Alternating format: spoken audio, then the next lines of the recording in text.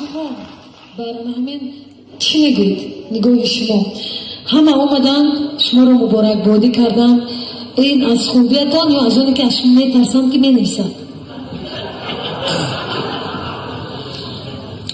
رحمتی کلام من میبخشید من همه نمینویسم فقط کاملی مینویسم کجا با کاملی باشد همون نمینویسم من مثلا یک همسایم با حسد کرده نمینویسم من میخواهم شهرم آباد باشه همه زندگیش ناز باشه خلقم رو تیز باشه بعضی ها هسته من کلان ها وعده میدین فقط وعده میدین همون کار نمیده کار عودش نمیده وعده ندید برای همین